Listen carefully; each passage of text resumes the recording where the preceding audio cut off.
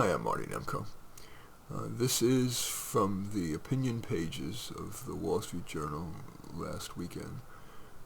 It's one of the few places, I think, that in the media that maintains reasonableness. This particular op-ed is a good example of that. It's called George Floyd's Death Almost Consumed America in Revolution, by Mike Gonzalez, Senior Fellow, Heritage Foundation. Sunday is the 5th anniversary of George Floyd's death, a tragedy that Marxists manipulated into a revolutionary moment. We should observe the occasion by being grateful that we escaped a dangerous societal overhaul. We must not forget what happened in the months after Floyd's death on May 25, 2020, at the hands of the Minneapolis policeman, Derek Chauvin. We should never allow it to happen again. Within days, marches, demonstrations, and riots organized by Black Lives Matter took over our streets, our television sets, and our collective imagination. During the civil unrest between May and July, more than 2,000 officers were injured in the line of duty, according to an analysis by the Major Cities Chiefs Association, an organization of police executives. Of 8,700 protests across major U.S. cities that summer, 3,692 involved some level of illegal activity and 574 included outright violence, including attacks on police, as well as destruction of local businesses and other private property. The report found 2,385 looting incidents, 624 arson incidents, and 97 police vehicles burned. In Minneapolis and St. Paul combined, about 1,500 properties sustained severe damage, with nearly 80 completely destroyed. Reporting from Axios followed that the destruction resulted in at least $1 billion to $2 billion of paid insurance claims. Meantime, the gatekeepers of our cultural institutions, colleges and universities, museums, concert halls, libraries, publishing houses, art galleries, fell in line, pledging obeisance to the new creed. Political leaders also bent the knee. The DEI retailer Robin DiAngelo, author of White Fragility, held a conference call training session with 184 Democratic members of Congress in June. Even professional sports leagues, when they resumed action in late summer, seemed gripped by the ideological virus. The boys of autumn offered no escape. The nation fell into a trance. Our mass delusion held that America was a, quote, oppressive nation gripped by, quote, systemic racism, whose reigning ideology was, quote, white supremacy. All this in the freest country ever. Whether it was white guilt, plain old intimidation, or a combination is impossible to say. But people who should have known better bought into and propagated the mass hysteria.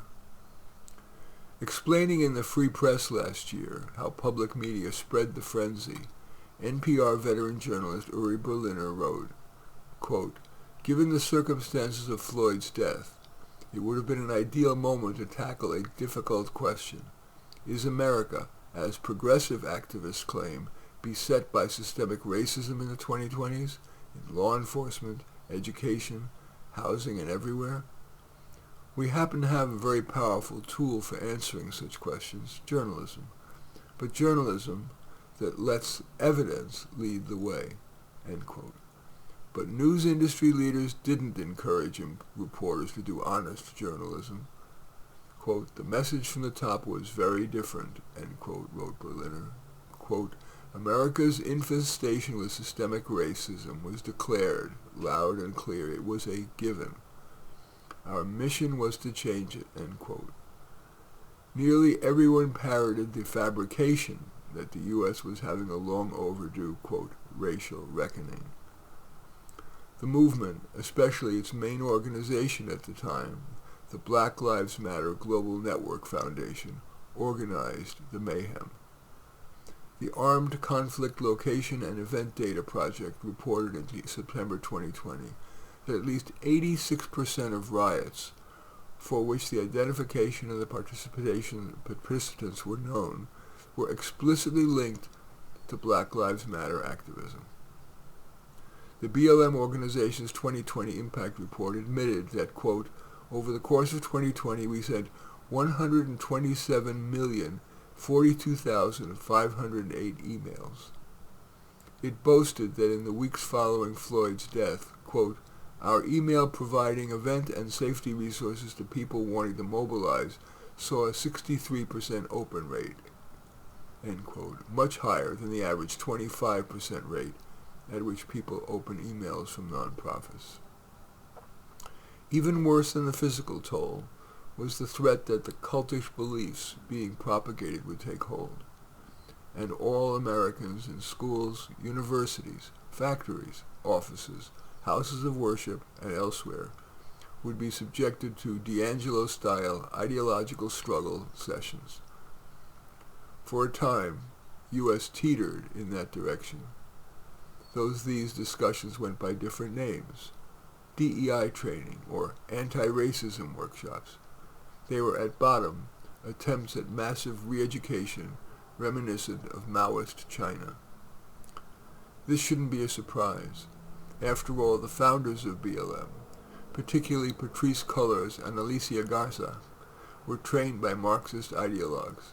Ms. Cullors in radical left activist Eric Mann's Labor Community Strategy Center, and Ms. Garza in Gramscian scholar Harmony Goldberg's School of Unity and Liberation. The goal of these BLM leaders was clear. In 2019, Ms. Garza had told a group in Maine, quote, we are talking about changing how we've organized this country. I believe we all have work to do to keep dismantling the organizing principle of this society, end quote. That almost happened, but it didn't, or at least it hasn't yet. America fought back. Parents took to the streets. At the state level, they elected people like Virginia Governor Glenn Youngkin, and in 2024 they re-elected Donald Trump. His fight against DEI has surprised many, but it stems from this. Ms. Garza, Ms. Cullors, and other BLM leaders have disappeared from public view. Their mismanagement of the money they raised, especially in 2020, further dulled their luster. This anniversary is a reminder that we can never again accept outrageous claims made up to upend society, especially when they're paired with violence. In any case, that op-ed came from last weekend's Wall Street Journal opinion pages, titled George Floyd's Death had Almost Consumed America in Revolution, by Mike Gonzalez, Senior Fellow at the Heritage Foundation. As usual, I welcome your thumbs up and accept your thumbs down. I always look forward to your comments, and especially like it if you hit the share button below. Share on your social media so that my efforts can have broader impact. And I am flattered if you choose to subscribe to my channel, and certainly would welcome you taking a look at any of my 35 books. Perhaps most relevant is A Dose of Reality, but all 35 are on Amazon. In any event, I thank you for watching. I'm Marty Nemko.